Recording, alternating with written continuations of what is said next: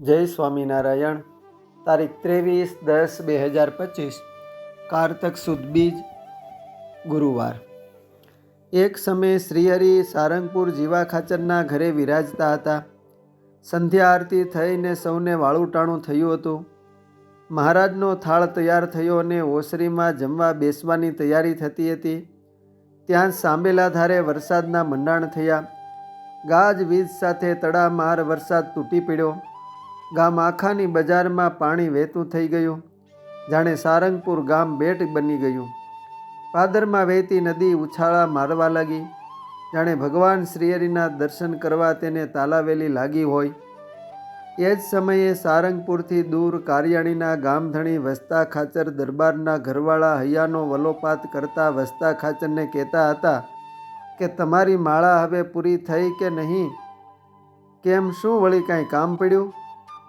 આજ મારા ચિત્તને ચેન નથી પડતું. આ અનરાધાર વરસાદમાં મહારાજ ક્યાં હશે? એને તો બીજા માટે જ્યાં ત્યાં ભટકવું જ રહ્યું. ન જુએ ટાઢ, તડકો, વરસાદ કે ટાણું કટાણું.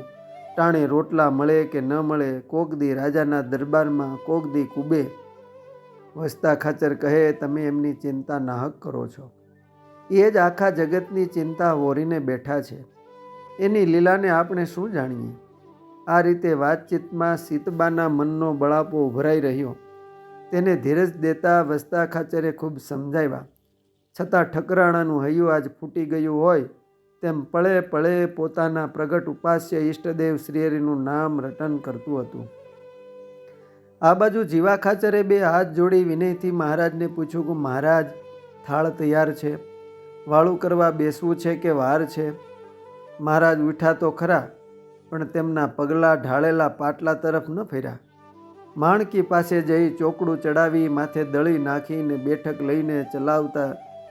લઈ ચલાવતા સૌને કહ્યું કે જય સચ્ચિદાનંદ. દરબારગઢમાં બેઠેલા સૌ આશ્ચર્ય પામ્યા. સૌના મુખમાંથી પ્રશ્ન ઉદ્ભવ્યો કે અરે મહારાજ, આમ કેમ આજ કરે છે? થાળ તૈયાર છે ને પ્રભુ આવાટાણે ક્યાં ચાલ્યા? અમારે કારિયાણી જવું છે, મહારાજે કહ્યું. અરે પ્રભુ, અત્યારે ક્યાંય જવાય એવું નથી. આડી 3 નદી આવે છે, તેમાં ઘોડાપુર આવ્યા છે. થોડો વરસાદ ઓછો થવા દ્યો. જીવા ખાચરે કીધું, ના, અમે એક પણ રોકાશું નહીં. એમ કહી મહારાજે માણકીનું ચોકડું તાણ્યું. ઘોડી રેવાળ ચાલે ઉતાવળી ગઢના દરબાર ગઢની બહાર નીકળી ગઈ. કોઈએ પાછળથી પડકારો કરી કહ્યું કે લાવ, આવા સમયે મહારાજને એકલા કેમ જવા દેવાય? કોક તો હથવારે જાવ. માત્રા ધાધલ ઘોડે ચડી પાછળ ચાલ્યા. ગામને પદર ગયા ત્યાં કેડ સમાણા પાણીમાં મહારાજ નિર્ભય થઈ ચાલતા દીધા. તેની પાછળ માત્રો ધાધલ પાણીમાં ઉતર્યા. થોડા આગળ વધ્યા ત્યાં માત્રા ધાધલની ઘોડીનો એક પગ ખાડામાં લીપસ્યો. માત્રો ધાધલ પણ ઘોડીની પીઠ પરથી નીચે ગબડી પડ્યા.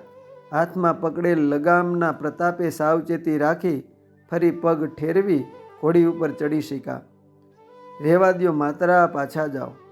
મારો તો એક પગ હમણાં સારંગપુરના જાપામાં હશે અને બીજો પગ કારિયાણીમાં. આમ કહી આંખના પલકારામાં મહારાજે મુખ ફેરવ્યું ને પલકવારમાં અદૃશ્ય થઈ ગયા. માત્રો ધાધલ વિલા મોઢે ભીના લુગડે શ્રીહરિની ઈચ્છા નહીં હોય તેવા મનના ઘાટ કરતા પાછા ફર્યા. એ સમયે કારિયાણીમાં વસતા ખાચરના દરબારગઢમાં તેજના ફુવારા છૂટ્યા. વસતા ખાચર અને સીતબા કંઈ વિચારે તે પહેલાં તો શ્રીહરિ પ્રત્યક્ષ આવી ઊભા. સીતબાએ પોતાના નેત્રો થોડીવાર ચોળ્યા અને બરાબર જોઈ ખાતરી કરે કે આ કોઈ સ્વપ્ન કે ભ્રમણા તો નથી ને. પૂર્ણ પ્રતીતિ થતાં જ બંને શ્રીહરિના ચરણોમાં ઢળી પડ્યા. હૈયાનો ગદગદ ભાવ આંખે આંસુ થઈને વહેતો થયો.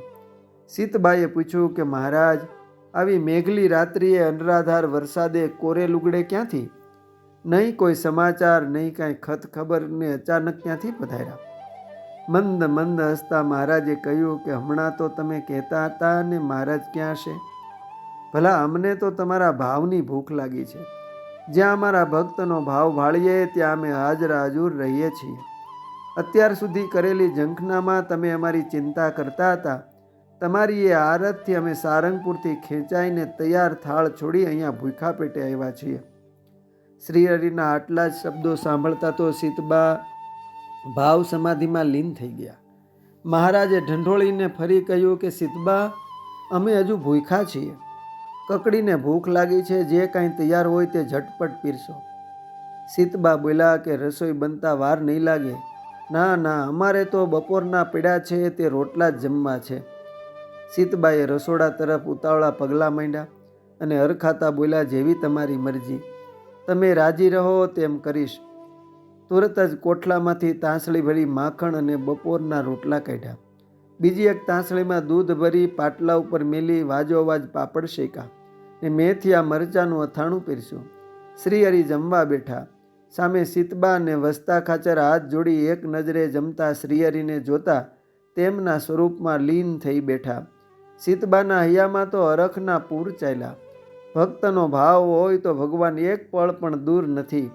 ભગવાનને રાજી કરવા ખરા ભાવની જરૂર છે. એ ભાવ જ્યારે જાગે ત્યારે ભગવાન ભક્ત પાસે સામેથી દોડતા આવે છે. અસ્તુ. જય સ્વામિનારાયણ. સત્સંગ સાગરના મોતીમાંથી